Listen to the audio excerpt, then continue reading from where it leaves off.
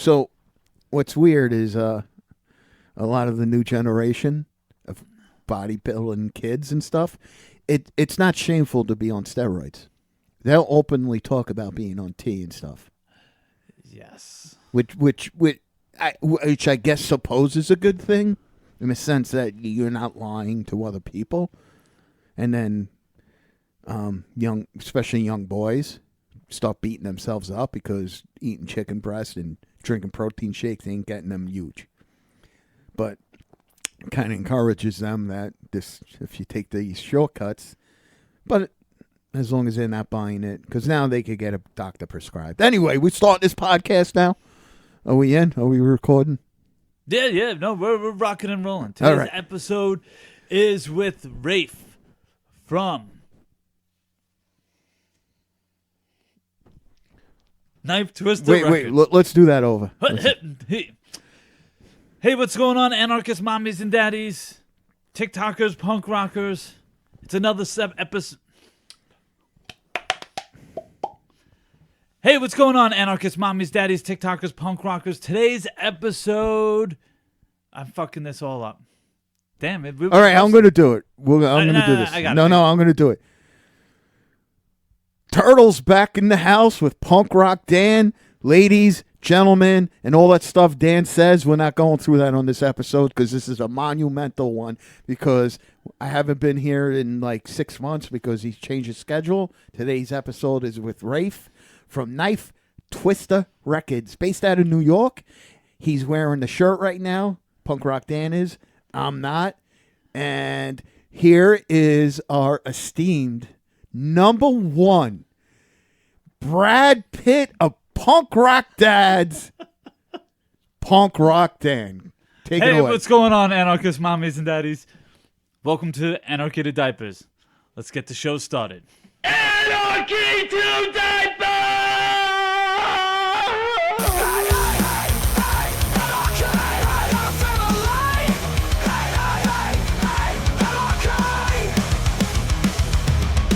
Never been in those social scenes, living in a life made of memes. Don't wanna talk about how I gotta work or if my boss is a jerk.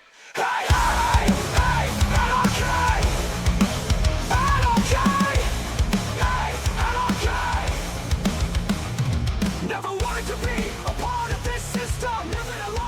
So what's going on, Turtle? I want to jump across the room and high five you, but that doesn't make good audio. How you doing? Listen.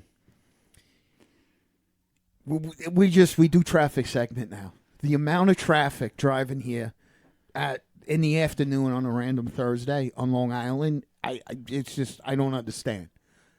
Are the schools back in session yet? No. And maybe some? I don't know. I know it's vacation week. It's just like this all the time. But it's like vacation week. Isn't some people supposed to be away? Yes. My family's away. It's a madhouse out there. It's daylight. It's not even. It's 2-3 o'clock in the afternoon. There's just cars everywhere. Yeah, and it's so chaotic. One of the guys at work suggested, hey, take 495. The pace is a little bit slower because there's a lot more traffic. You don't have to worry about people weaving in traffic as much. And they have more lanes to choose from if you just stay in the right. It's a life hack. That's what you need, a life hack. Life hack. Yeah, less of a chance of some dirty mofo crashing into you on these crazy-ass roads. And you know what gets me? Because this happened. I'm on the southern state, all right? We'll start approaching the Meadowbrook. So it's a slowdown, as there always is. Things start slowing down. I slow down. I'm in the left lane, okay? Uh-huh. I wasn't dragging. I was keeping in pace with the car. But now everybody slows down, okay? So we get past the Meadowbrook. We start driving fast again, or faster. It starts picking up. The guy behind me was all mad. So now he's trying to race around me. But there's too many. You can't race around me, and why? Yeah. I didn't slow down because I felt like it. Why you racing? Just stay there. And I could see he's all angry. He's like losing his mind. And I'm just like, whatever. And then eventually, what does he do? He's stuck behind the car now in the middle lane, and I see him get back into the lane, the left lane, but now he's a car behind me because now there's another car. Like, that didn't work out for you. You think that person learned? No. The answer's no. Yeah, I hear you. They're like trying to position themselves to get ahead, and it's like, yo, there's 200 cars in front of us. I'm not in a better position than I'm able to see the million cars in front of me, guy. So you're like, you're right where I was. You're right. There you go. You're exactly where now you're where I was. How come I could see? All right, I'm yelling too much. So, Knife Twister Records, we have a good interview. Yes, indeed. Hold on 1 second. I just spilled my coffee laughing. All right. So, should we do coffee segment first? Yeah. Since I have a half a cup and the rest I is in think my I lap. need more. This was good shit. Yeah, dude, this is Coffee Street from BKG, man. I'm telling you. I scored them really low in the beginning because I was trying to have a good rating system, and it's my go-to coffee. Which flavor or which would? It's called Coffee Street. That's the name of the blend. Coffee Street from. That's good coffee right there, and it's French press because that's how you do it up in this punk rock Dan's house. And anyone wants to come down for an interview here, you'll get the good coffee. So you should come. I know it sounds pretentious, and I have been accused of being a pretentious douche. But French press is the way to go with coffee. I like pour over as well, but you can't go wrong with French press, and it's so easy. Yeah, it really is. Even if you have the wrong grind, it still makes a good cup of coffee. For sure.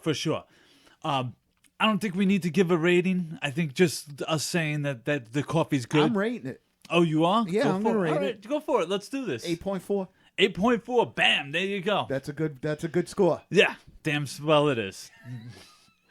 Damn, that's some good coffee. Damn, that's some good coffee. This ain't that freeze-dried shit your wife gave me last week. Don't tell me about my coffee. I know about my coffee. I buy my coffee. All right, Knife Twister Records. Should we talk about how you got in touch with this guy, or that's just too long? I think we should do. I say we do the interview, then we go back and touch base on that. All right. Let's get it started. It's time! It's what you've been waiting for! Interviews with very simple musicians, artists, maybe entrepreneurs!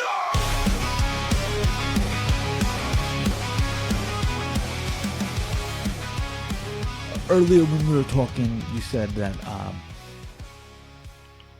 you were misanthropic when you were younger. Like you said that you got bullied around a little bit. Yeah. Did you find comfort with punk rock, kind of be feeling like an outsider, and that some people feel... Are we recording now? Yeah, now, yeah. Oh, okay. I figured there would be an intro. I had the intro after. Yeah. So to explain that, I was a small kid, and I was a wise ass, and I was quiet, and those three things don't often make for a good combination. Especially when you're going to school, and it's the 70s and 80s, and they didn't have the kind of anti-bullying measures in place that they do now that I see at my kids' school. So you get pushed around. Occasionally people beat the crap out of you. But, in terms of music, honestly, I really discovered metal first. Okay.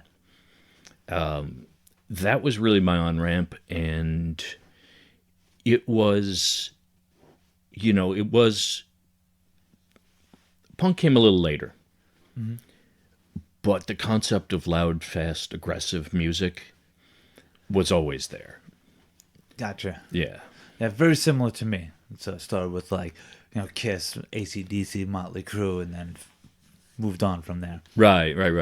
So, so I really started getting into music right around 83, 84. Okay. And that was just, for metal, that was really just extremely fertile ground. So, you've got bands that not only put out some of their best stuff, they really put out material that was like almost an introduction to them. So, for instance, Scorpions with Love at First Sting. You had Rat Out of the Cellar. You had maybe a year later you had Slayer. You obviously had Metallica. You had Megadeth. I could probably think of half a dozen more, but all of these bands just put out some really, even since we're on Long Island, Twisted Sister. No, for sure. Yeah, some of these bands just put out some amazing stuff in 83, 84, 85. So it was a great time to discover, loud, fast, aggressive music and start getting into it. No, for sure. And because I really got into it like when I was 10, like 85. So right on that cusp. Right. And that's like, I started listening, like I said, AC/DC, Metallica, and then my friend introduced me to like Metallica, Slayer. He like made a mixtape for me, and that just put a whole nother trajectory for me. All that stuff, Anthrax. It was just early to mid '80s was great stuff. No, definitely. And you said you ended up going into a boarding school and you left high school. Was that because you were getting into trouble? Yeah. It was a little bit of both. I did get into some trouble. Really, the main thing was that I was just flunking out. I was alienated. Didn't have a lot of friends. I was 14. Just really felt like an outsider. I don't think it's tremendously unusual, but I did kind of take it to the next level.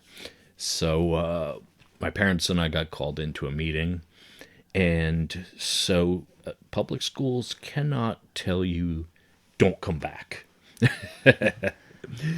But they kind of said, don't come back. Okay.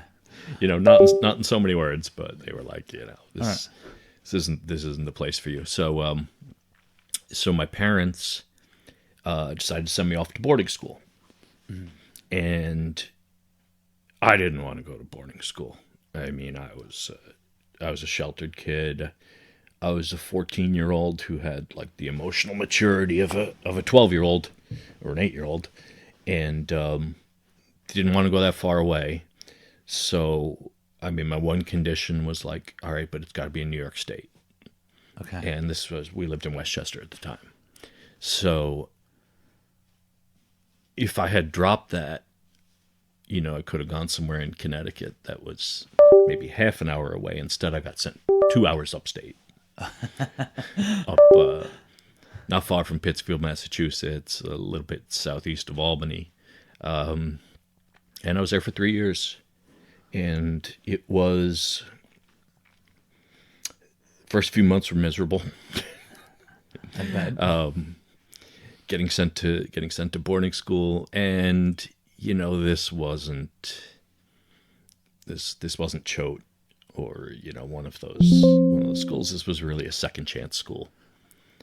And so the first few months were miserable, but after that I really matured a lot and had a great sense of independence that sort of developed out of that. As an example, when I went off to college, I went to Binghamton. I watched all these kids go through that intense homesickness. And I didn't, because I had already gone through it.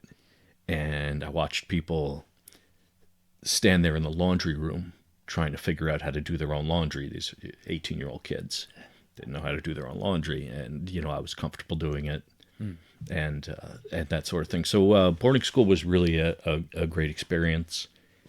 The alumni magazine was supposed to run a profile on me. I think they forgot. I reminded them a few times. They keep forgetting. They're disorganized, but maybe someday. Yeah. No, because I was surprised when you said that you're flunking because you play 9-ball, you play chess, like you've done tech work. It's very cerebral things. So like that's a little shocking. I thought it would be more on the behavior side. Yeah, well, actually, to playing pool, that's been fairly recently. So I left Jersey in 2023, Okay. and I moved up to Westchester, be a little closer to my family, and my building had a pool table. This says June 2023, never picked up a cue. Went down there, I was like, this looks interesting. Took a shot, made the first shot. If I had missed it, probably wouldn't have ever picked up the game.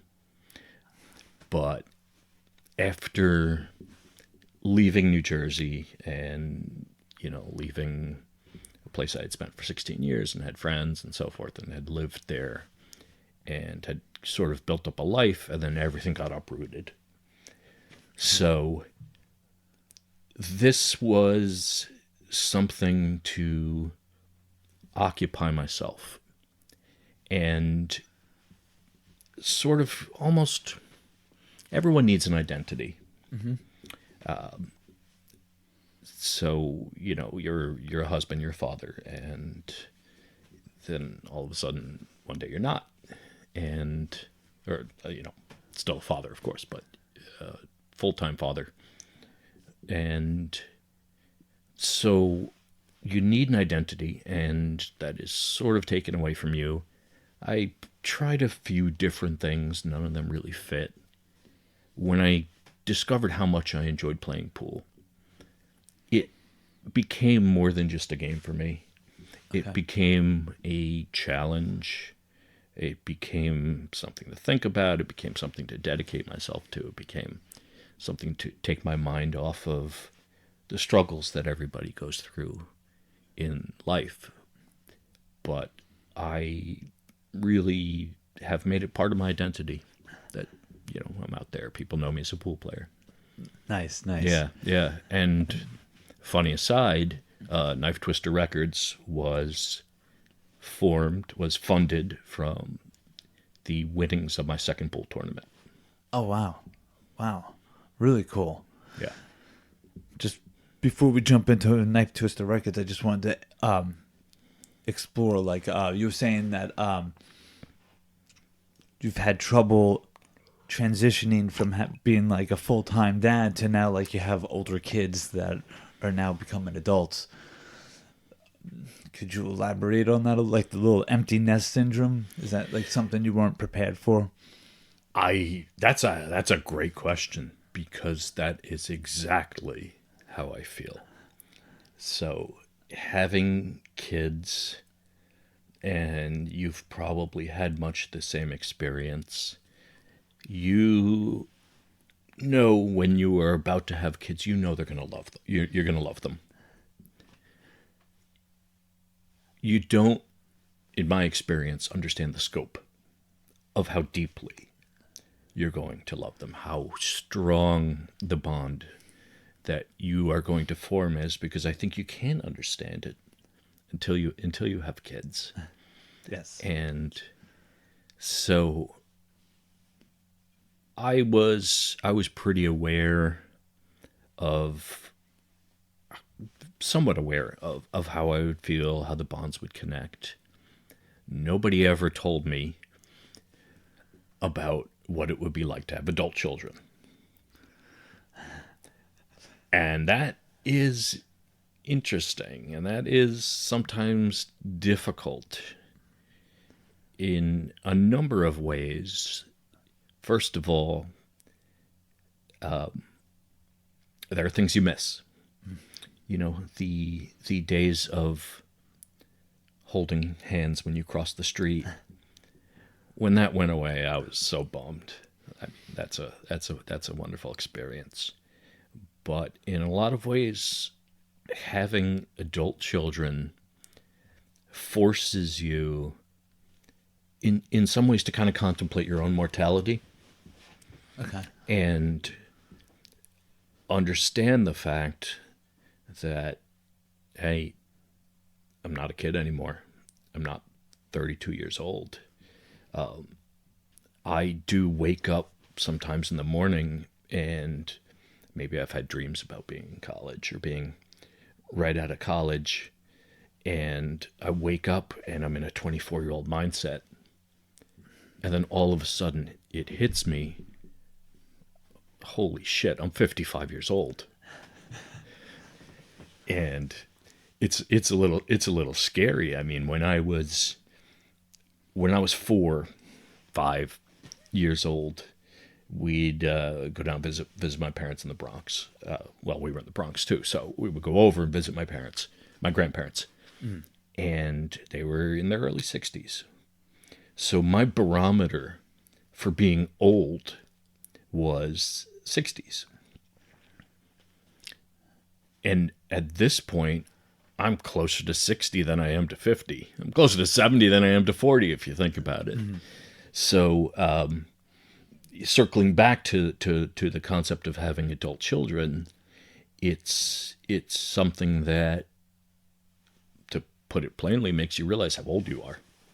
When you started Knife Twister Records, you said it was a concept that you were thinking about doing for a long time. Yes. Did this all come together as your kids are leaving the nest and now you're playing pool?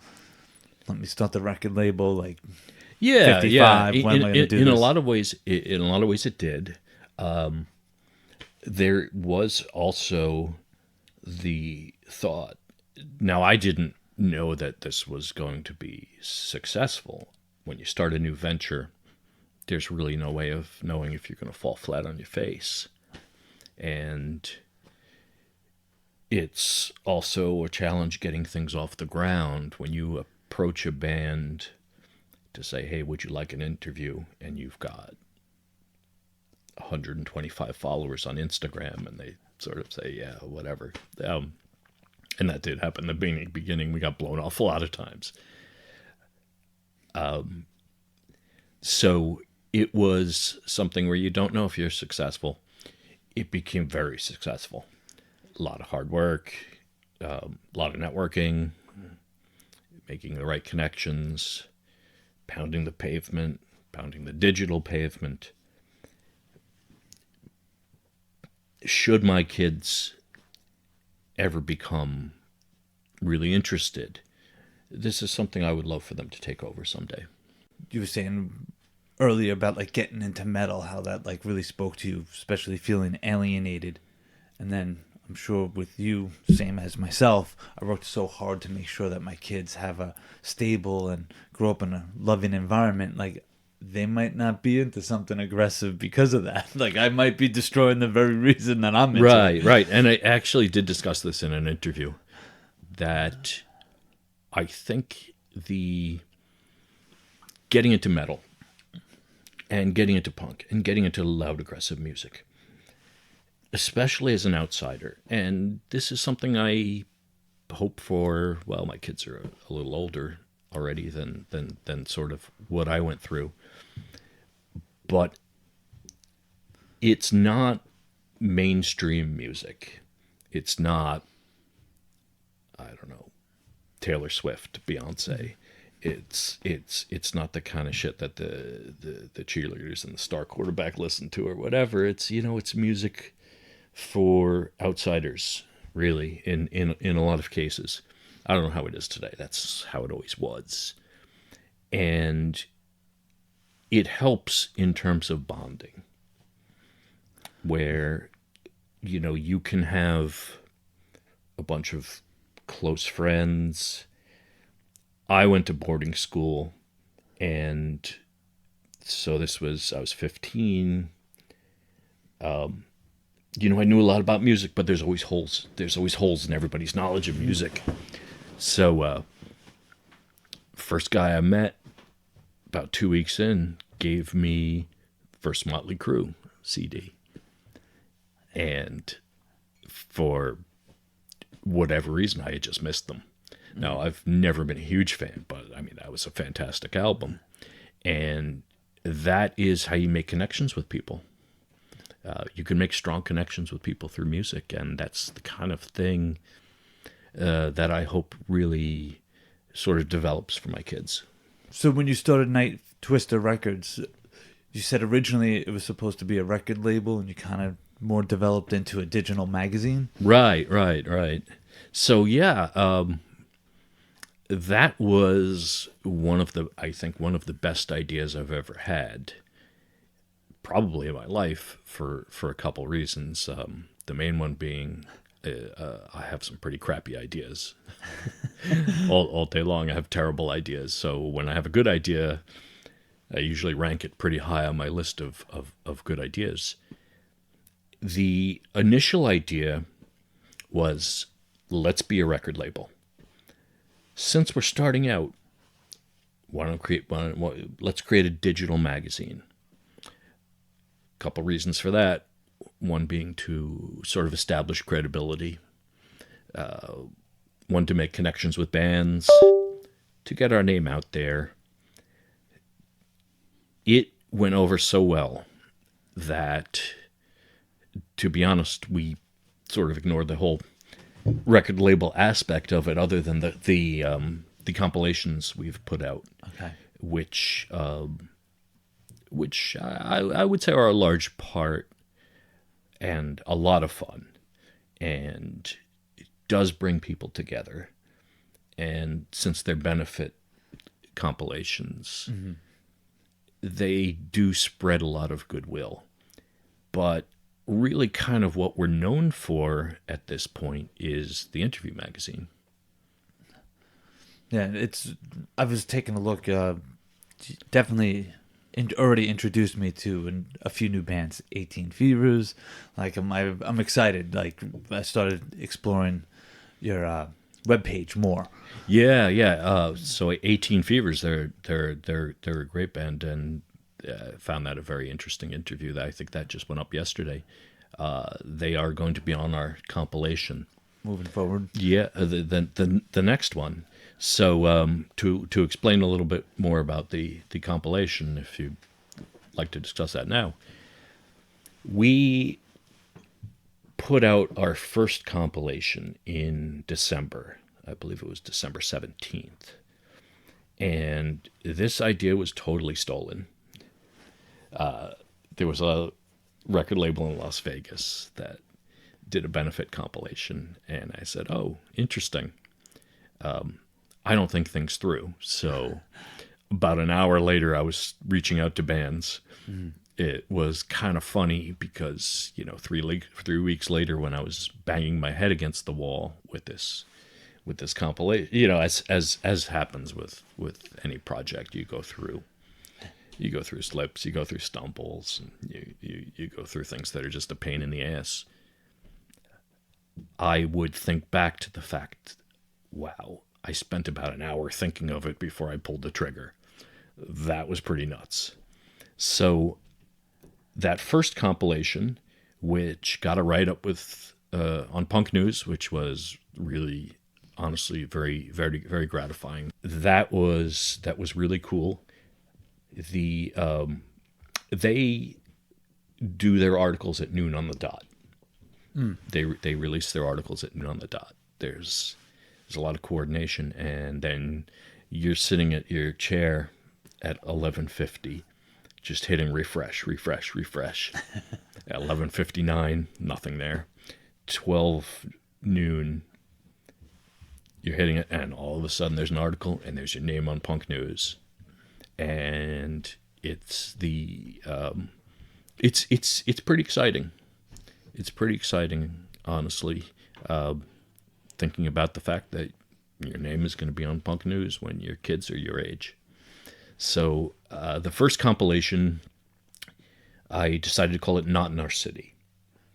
Okay. For a couple reasons. One is that all proceeds went to the Bowery Mission to help the homeless. And since we released it right around Christmas time, it kind of dovetailed well. The name Not in Our City, I deliberately kept it vague.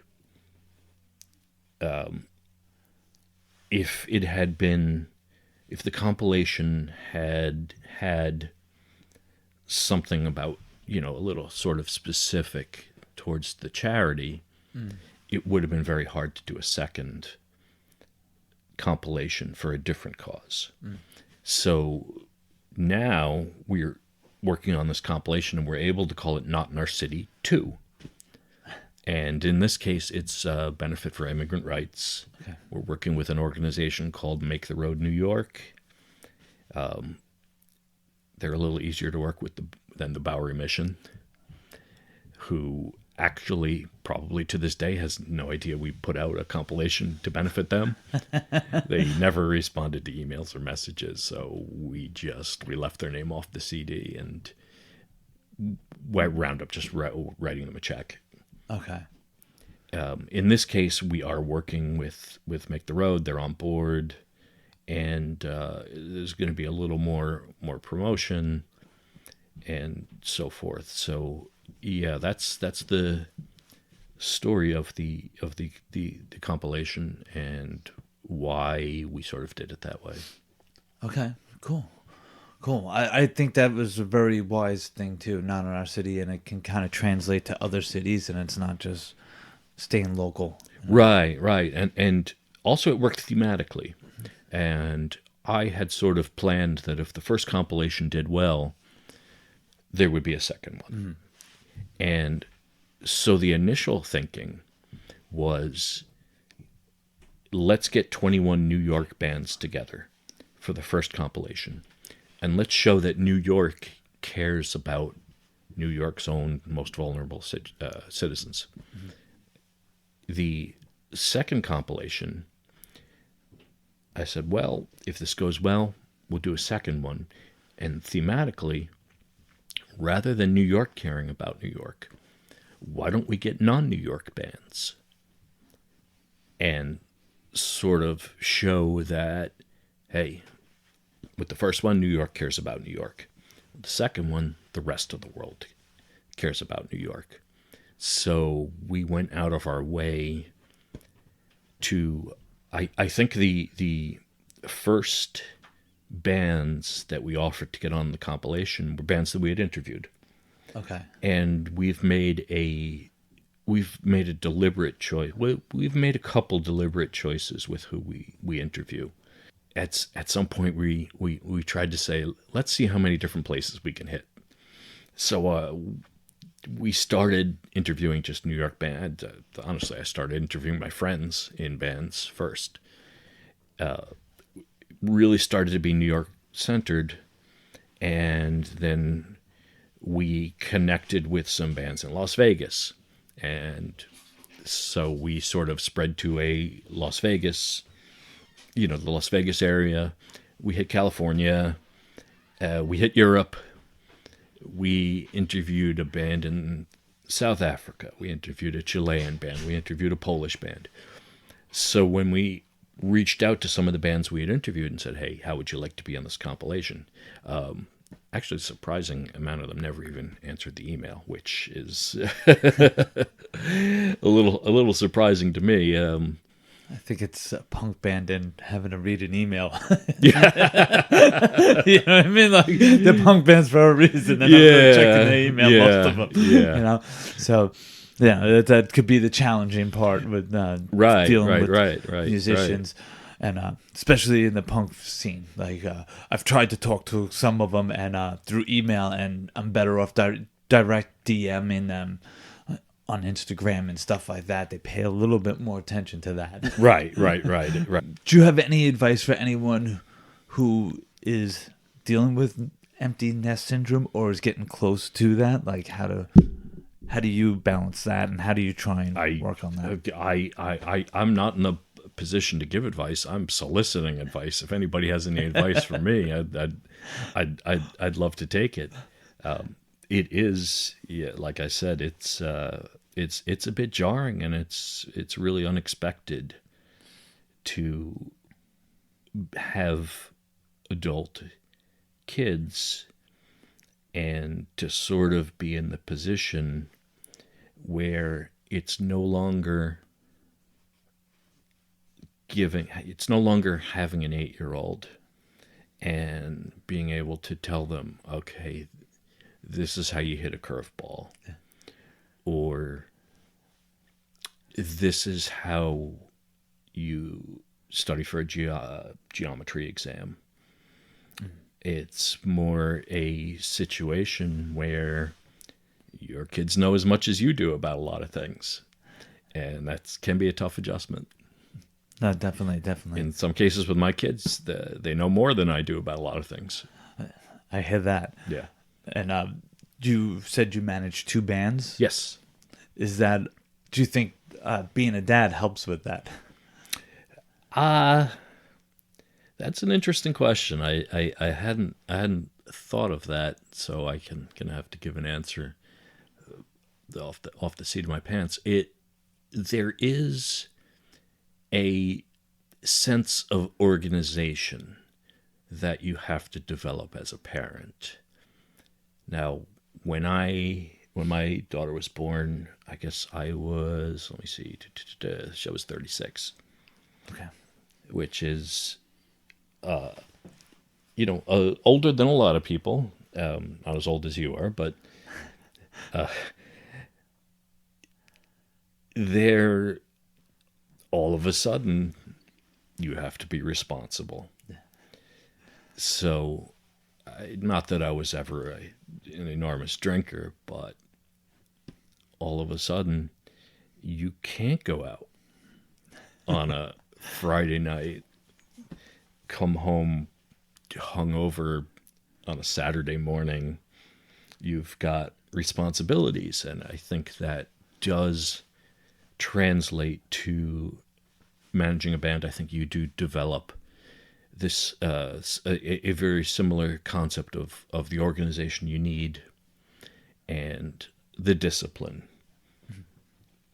And in some cases you are also wrangling, doing a lot of wrangling and sort of sheep herding.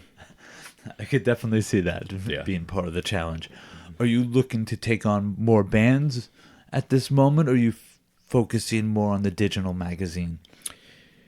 We are focusing on the digital magazine. We are focusing on the compilation. One of the things I am thinking about right now is possibly adding more staff. We have Maya, who is a terrific asset that we brought on in December as staff writer in media outreach, and really also someone just to bounce ideas off of.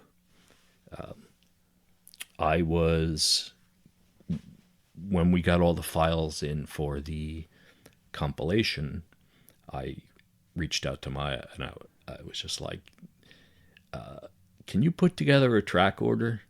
Because I trust your judgment, and I listen to these songs a lot. Sometimes I need a new fresh set of ears. If someone wants to get involved with your magazine, or if someone wants some coverage, how do they get in touch with you? Oh, well, anybody can DM us, and that's something. Email is really preferable because it shows a little bit of dedication, that you're willing to sit down, go to our website, get the email address, and send an email and take the time and be able to send a little bit about the band and send a pitch, rather than just sending kind of, in some cases, is a lazy DM. Hey, we'd love to be interviewed, and so that's really the best thing.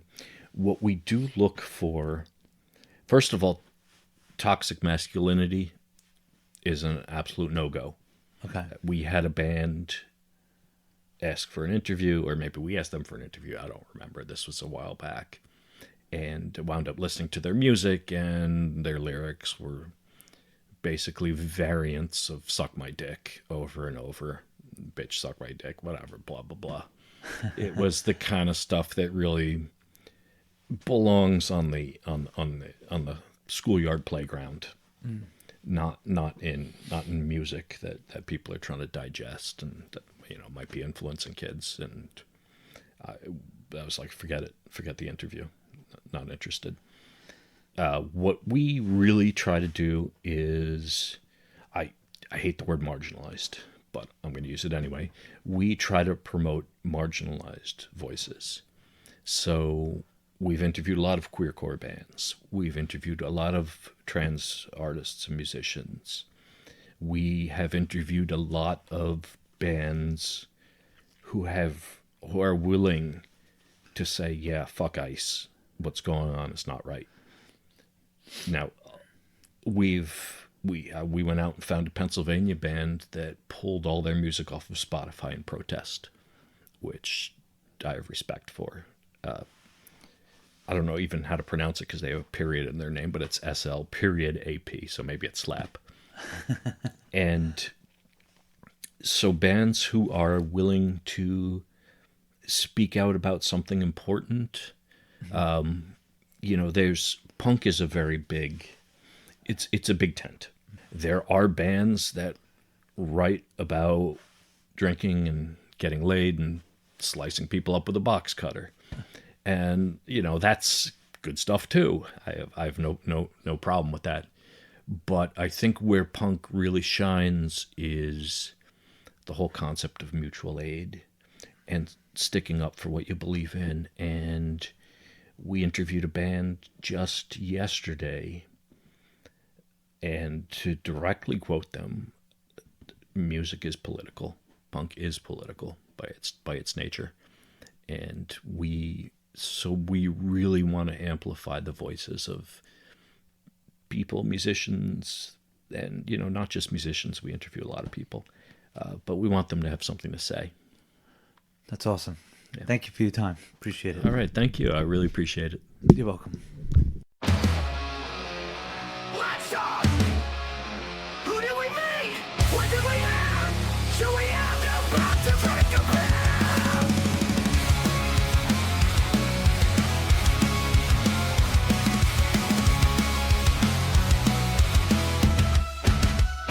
Let's talk! Who did we meet? What did we have? Should we have the back to break a path? Okay, we're back. All right.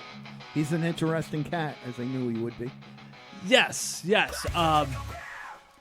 It's funny how this whole interview actually came together, because you made a post and tagged me in it about. He made a post. Oh. It was his post looking for bands to interview. Yes. And I made the joke how that band Anti-Wise, who sends us gear, sends us coffee, and I think sent you sneakers, keeps ducking you on an interview. So, but they've went and done other interviews with people you've introduced them to. Yeah, which is crazy. So I made a joke, and I tagged you, and then you guys started talking. Yeah. And then we hit it off, and he was very easy to book. He's out from Westchester. Yes. So he's on the north side of New York. And As everyone from Long Island will call that upstate Canada. It's just, he's in Canada. see, I know people have that vibe, like they think that that's upstate. I don't think it is. I think that's Nassau County on the other side. It's quite, for most people in lower part of Westchester, it's easier to get into Manhattan than the Long Island people. Yes. So- And it's like Westchester, Bronx, Manhattan, where He's probably Nassau, Queens, or Brooklyn, depends on the what express side. train for him is probably 40 minutes, and he's in Grand Central Station. Yeah, so it's the same thing. It's like the same equal distance. Yeah. And But he's not. If he's like at one of those first towns, like if he's in Yonkers or Mount Vernon, forget it. He's in. He could be there in 20 minutes. yeah, for sure. But you don't want to be in Yonkers or Mount Vernon. He's such a wanker. No one wants to be there. Trust me. The people that live there don't want to be there. White Plains is nice though. I have no quorums. I like Yonkers. I like White Plains. I like it all. But with that being said, Okay. I like how his goal is to help people have a voice that don't always get the opportunity to have a voice. Yes. I think that's really cool. It's definitely another resource to find bands, Yeah. which is huge. What I found interesting and why I started following him was he's not a musician. I don't think he is. He didn't seem like one. He No. doesn't talk about one. He's just a guy that has a passion for music and bringing different artists. Excuse me, that's the coffee burp. He's just a person who has a passion for music and bringing artists into the limelight that might not have that limelight.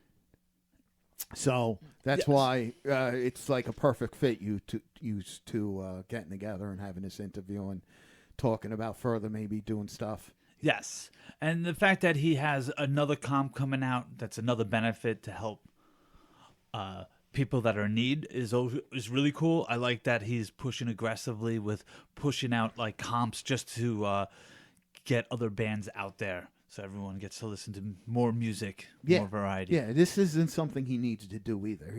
This isn't like he's not in this to make $1 million and be. He's doing this because, like I said, he just has a passion for this, and it shows through his interview, through his post, through what he's doing. No, for sure. And I think it's cool that he has like a tech background. So he has a very clean online magazine. I could use some pointers. Well, I'm sure you guys will work on something in the future, so I look forward to that. I look forward to him interviewing Anti-Wise before you, because it's definitely going to happen. But I still think we'll get more gear. Yes, I hope so. I hope I get an interview. I don't even. Anyway, forget that band. Send me more shirts. So, I did come back from Italy. I did go to Italy. Oh, yeah, we go. Wait. Changing subject. Dan travels the world. Punk rock Dan explores the world. So how was Italy? First of all, it was awesome. It was really cool that we got to surprise my friend Brian. Former guest. Yes, he is a former guest. Former He's in the guest. earlier episodes. He's the expatriate, Brian Thompson. So the wedding party for his wedding, we all haven't been in the same room since the wedding. At one point, Brian was in Ireland.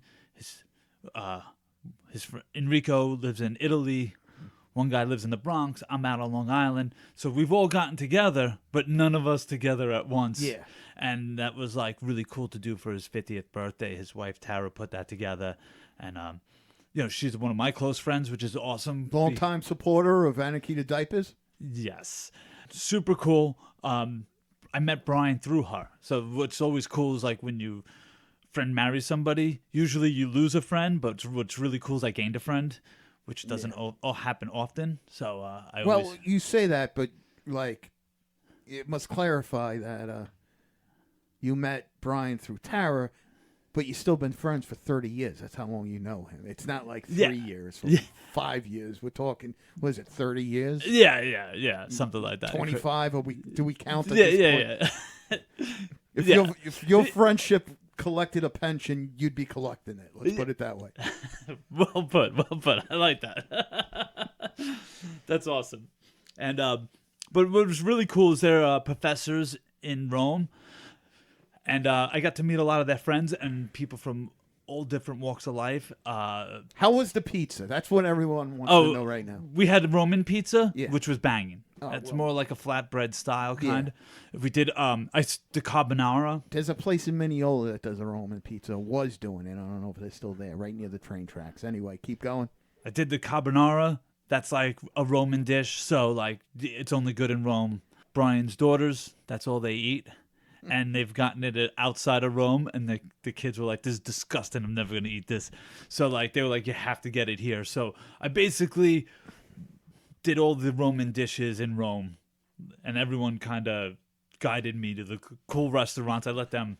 Well, they live there, so you weren't going to the touristy places. Exactly. Like one restaurant we went to, there's like only 3 things on the menu for that day, and those are the 3 things they chose to cook. You know what I mean? Like they don't have any... Let me ask you, how was... not the tourists and the yacht knots, but how was the general like feel of people? Because here everybody's tense. Oh, dude, way relaxed. Yeah. They're chilling. They're doing way better than we are, like, on stress, and, like, the way they live their life is very laid back. Like, lunch, everyone, like, people go out to eat. Yeah. They have a drink. They go back to work. Like, it's not, like, a big thing. It's, like, everyone's, like, kind of chill, man. How did you see a lot of people on their phones? No. Especially the area that I was in. I forgot the name of it. I just called it Old Italy. It's like the All right, old... wait, hold on. You're gonna later on. You're gonna put it in right now. Okay. All right. So that's where you were. So that area reminded me of the Village in the 90s. Okay. Where, like, it was a little bit, like, more dirtier, but at the same time, like, people just hanging out and people know each other in the neighborhood. Yeah. And know, like, if there's, like, a guy who's struggling in the neighborhood, who's mostly barely, like, pretty much living on the street, like, people know him and talk to him. Yeah. Like, it is way different than what we got going on here, and I really appreciated that, like, whole community aspect. And I just kind of just hung out and, like, just was vibing with that. And It was probably nice just to be out of America it really was. because it's I'm already wound tight, and I've been back for, like, 5 days. you know, and I'd like to say this. It's Long Island, it's New York, it's the tri-state area, it's major cities, but it's spreading everywhere. Everyone's just angry. The whole entire country's become whole monitors. Everybody's just ready to yell at anyone for no reason. Don't you dare. Don't you dare. Oh, yeah. And God forbid if someone has the moral high ground. Oh, that's it. Oh, they're going to trash you. If you see somebody accidentally go through the in of a parking lot instead of the out, you know, we've all done that by accident. You didn't realize, oh, this is in only. That's it. There will be people, they will stone you. There'll be people. That gives somebody permission that sees you. They weren't even going to hit you. There was no chance for them to crash into you. That gives them permission to become the hall monitor and honk their horn, yell, scream, just call you names. And if you're like, and then other people will gang up on you. Yeah. And that's America. And it's not, and it's not like that in Italy, and at least in Rome, like when you're walking across the street, Yeah. like you don't even have the light. And, like, what I'm not used to is cars, like, stopping. Yeah. And been like, I'm like, snap, like, you're not going to run me over? That used to be more like that in small towns around America. That's slowly changing. No. Why? It's Now I dare you to go because I'm going to run your ass over. And then people will be like, well, why'd you go? It's everyone, as you said, if they feel they have the higher more ground, no matter how petty is what you did. You didn't use your blinker. I'm just using driving. Mm-hmm. You know, but you're walking. You didn't walk. You go into a restaurant and you do something wrong. The moral high ground everyone will get up on is just that's America, and everyone's tense and they'll want to gang up on you so quickly. And how dare me say that? Right now, people are all mad at me right now for saying that. Probably. And why you got to be so dark and bleak? You know why? Because it's fucking dark and bleak out there. Tell your fucking kids. All right? It's dark and bleak. It's not changing. It's America. You're a huge nation. You can No.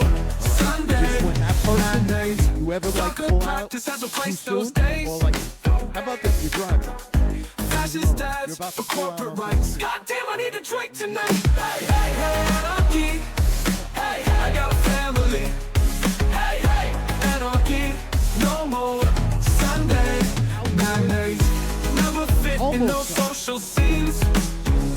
Almost go. There's no like, oh, that guy, oh, okay, no, there's nothing. Oh, that person. And God forbid you do pull out and they have to slow down. There's no like, oh, that person just needs to go. No, there's none of that. You fucking cut that person off, and we should ruin your life. It's just not like we need to horn it. No, your life should be ruined to the extent your children's children. House, job, wife, children, diapers, what a life!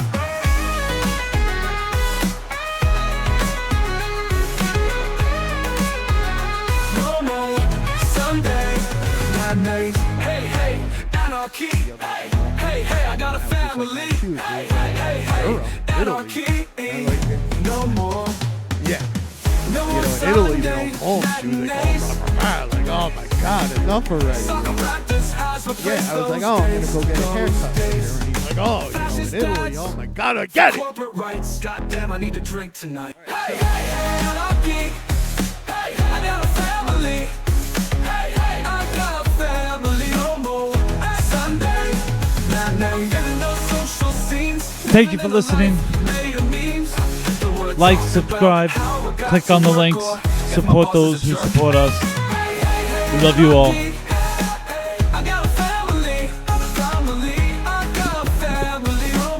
See you the first Thursday of May with our throwback series, and the third Thursday of May for our regular episode. Like, subscribe, go to YouTube, like, subscribe, support, support, support. I was doing shit on That's the fun. That's why you're so mad. You need like a day off. You need some days off. I don't have the time. That's the fucking problem. That's why you melted down. You're not used to working this hard. Every day. Tomorrow. It starts again.